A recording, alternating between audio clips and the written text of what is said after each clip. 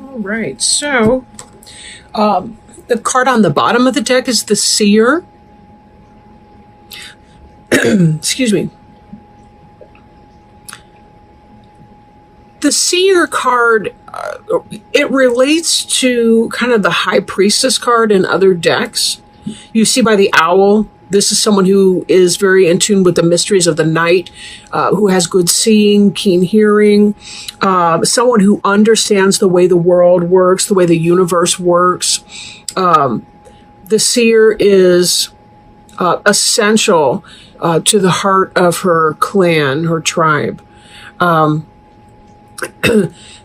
This is someone who understands intuitive states, understands the mysteries, very tied in with yin energy. Very, very interesting. We may come back to that in a little bit and see how that kind of ties in. But really the Seer, somebody whose intuition is right on. So for those of you that are trusting your instincts, that seems to be the thing to do right now. We're starting here with our Three of Wands, which is fulfillment. For some of you, you may have been experiencing health issues, and this indicates that you're kind of at the end of that. This also is that we're waiting for our ships to come in. So for some of you, you may be struggling with a health issue, but it will get better. It will get better. We have the Page of Cups down here, the Kingfisher. I think Page of Cups came up in a Scorpio reading too. So for some of you Capricorns, you could be getting involved with a Scorpio, not necessarily. Although the Page of Cups can indicate a Cancer, Scorpio, or Pisces because it is our water sign. Kingfisher, someone who can dive into their emotional life and find nutrients there. Essentially somebody who's really good at finding meaning and significance in their emotional life. Wands is fire, so there is that passionate element with it. This, to me, can suggest that somebody's beginning something that has to do with a new love, possibly a new relationship. If you've been single for a while, this is about this element coming in for you, or something that you've been feeling passionate about is going to be manifested for you. For some, it could be a new home. It could be a new love, whether it's a new lover, relationship, or whether it's something that you love. We also see this Hearthfire. And when we take these three cards together, Hearthfire is about home and it's about family. The 8 is our infinity symbol. And again, it's about fire. So it's something you felt passionate about, but it's also the beginning of a new love. Again, I'm thinking for a lot of you, new home or new relationship. The Two of Wands here looks very similar to the last card in some senses.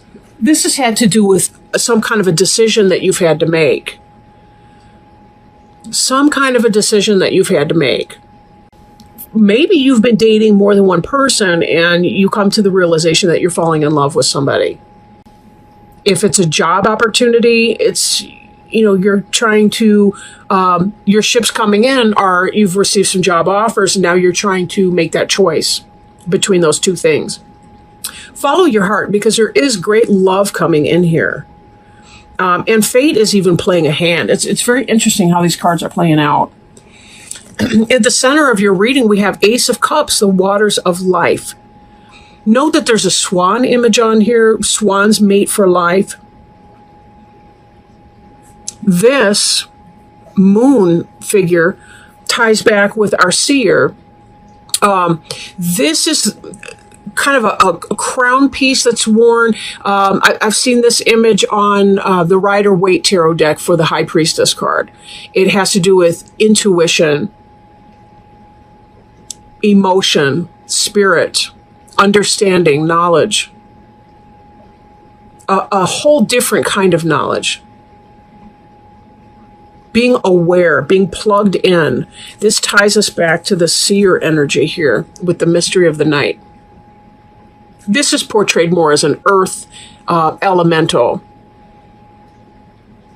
But the internal process of the seer is very much in alignment with the Ace of Cups. This is somebody who understands what's going on, internally on a higher level, tapped in with spirit. She's receiving these waters in her private life. This might be how we see her on the outside. But the waters of life, too, being an ace, that's a new beginning in love, a new beginning. We see this page. This is also a beginning. This is about new love coming in. The Ace of Cups is about the start of that tremendous love. For those of you that are falling in love, this could very well be a soulmate relationship, a life partner, soulmate, or twin flame relationship. Past life relationship coming in. Beneath this, we see our Wheel of Fortune card, meaning that fate or destiny has played a hand. For those of you that have been single or have been waiting, this is about a relationship that you're supposed to be in, coming in for you, coming into you in divine timing. This is good luck. This is fortune. The fates are taking a hand and they are spinning the wheel to their will. They're making this happen because it was meant to happen. It was meant to happen. This decision, if you've had two people in your life that you've needed to choose between, this seer energy here indicates to me that you know exactly what time it is. You know who the right one for you is. It's not some hidden mystery. Now, I will note that the card below the seer on the bottom of the deck is the clearance card, meaning for some of you, you may have already been in a relationship. You may have already had something going on like that. There is something that you need to clear away. I'm thinking for a lot of you, this is not about a job, although it can be that you have to leave your old job to start the new. But this feels kind of like, again, we see this fire, but this is a control burn, which is about making room for the new to come in and having the passion to make it happen. This Eight of Wands is a great deal of passion coming in. So we're seeing not only the emotional, spiritual element of your new love in the Page of Cups, the Ace of Cups, we're seeing the fire of the passion. I'm thinking hot sex. That's all I got to tell you. But there may be something that you have to clear before you're ready to take that in. It could be that you got to get rid of, the other guy, the other gal, the other who, whatever that is to come in. But whatever this is, it is coming in. This person here, this Three of Wands, waiting for their ships to come in. And there's a lot of healing to be had in that. And that could be some of what you're clearing. Because when I'm looking up here at the two of these together, they form a progression. This fulfillment is coming in, this kind of healing. I am having a Marvin Gaye moment in my mind, I must admit. But the Seven of Wands, as we're clearing something away, we're making room for something else. And for some of you, this is the King of Arrows. So if you're connecting with a Gemini, Libra, or Aquarius, this person could be coming in for you. This could be opposite sex relationship, same sex relationship. But the king is someone who knows who he or she is. You'll notice that this is a lynx or a mountain lion. They also have the ability to see in the dark. This is an intuitive person. This is somebody who's going to recognize you for who you are. We see the moon in the background of this card. Cat-like energy is very lunar. It's very yin. It's very mysteries of the night. But the king is typically associated with the solar energies, with the sun, with the yang energy, the masculinity. This is a person who's very balanced, very smart,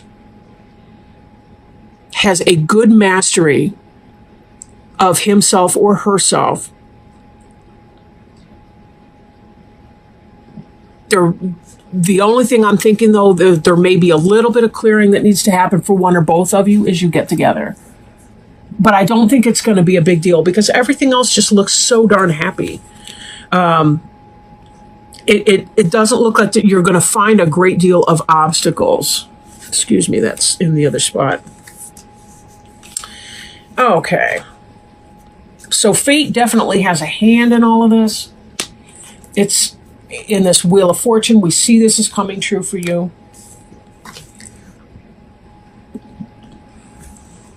This Three of Arrows jealousy can be the third party situation I was kind of alluding to. But for some of you, you've got somebody who may not be a very serious presence in your life, may not be somebody that's that big of a deal, but you do need to clear that person out. For some of you, it could be that Gemini, Libra, or Aquarius person, that King of Arrows, that you are clearing out. And the basis for your situation would be this shaman. Some of you may be having to choose between the shaman that's coming in or the King of Arrows person.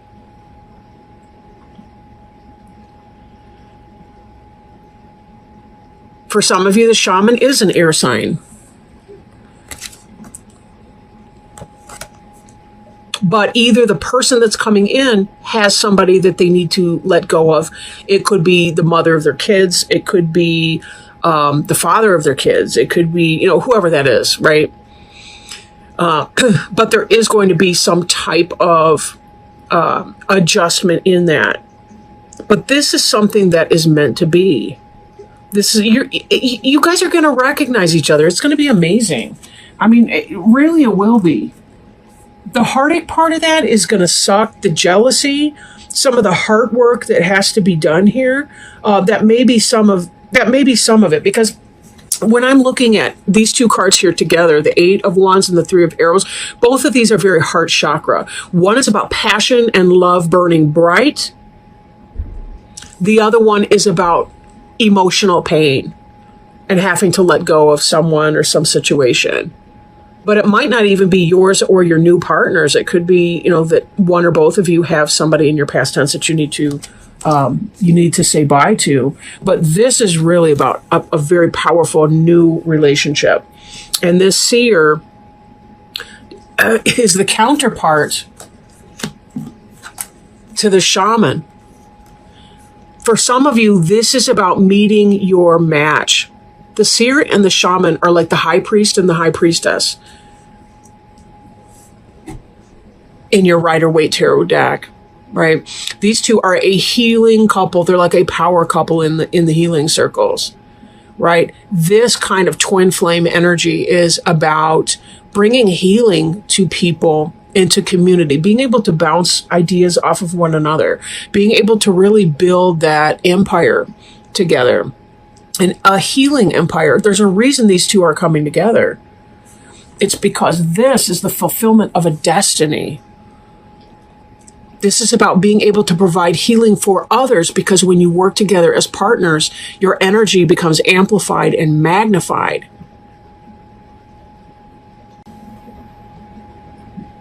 You learn from one another. You teach one another. And your powers for healing are that much greater. This is something that the universe needs for the universe to heal. And for the people within that. So this is not just some idle, bump in the night thing. There still will be, some of us still have karmic relationship attachments. We may have other kinds of relationships that we need to go or grow from the experience of having learned through that. But this is necessary on a whole different level. Now, as you're going through any of your clearing and trying to sweep away any of the jealousy that may be occurring, and trying to remove that, of course, there's a better way, and there's a right way and a wrong way, I want to say, but a better way and a lesser way. That might be the best way to describe that, for being able to clear what you need to do. If you do have kids involved, for some of you, if you are facing some kind of divorce situation or what have you, it may be the case that you see a marriage counselor just so that you can have a smooth divorce. That's a possibility too. Marriage counseling is whatever you want to make it. It does not have to be about staying together.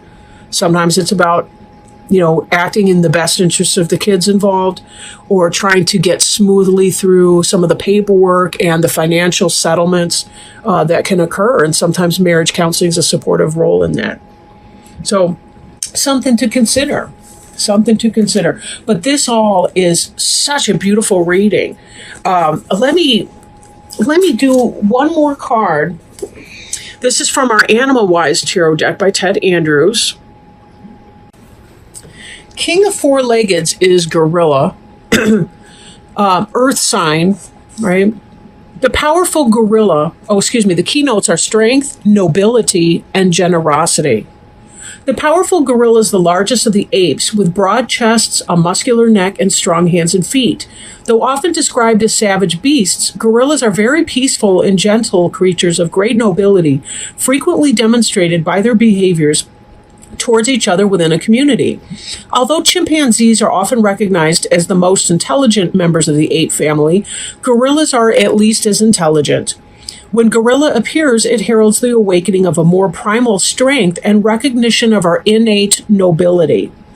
Gorillas are reminders of the nobility of living a life true to our highest capabilities. They live in groups called troops, and they care for each other, demonstrating almost as wide a range of emotions as humans do. They demonstrate affection, mourn, protect, and care for each other, all noble qualities humans do not always express as well. When gorilla appears, it is a confirmation that our industry, our endeavors, is solid and steady. They walk upon all fours, and adults seldom climb trees, suggesting the most spiritual act is staying grounded and handling our responsibilities. Gorilla can also indicate the appearance of someone, usually a man, who is humble but gifted and who will help us in our endeavors. The individual is usually someone who has achieved a certain status and position, but is not overcome by his position in life.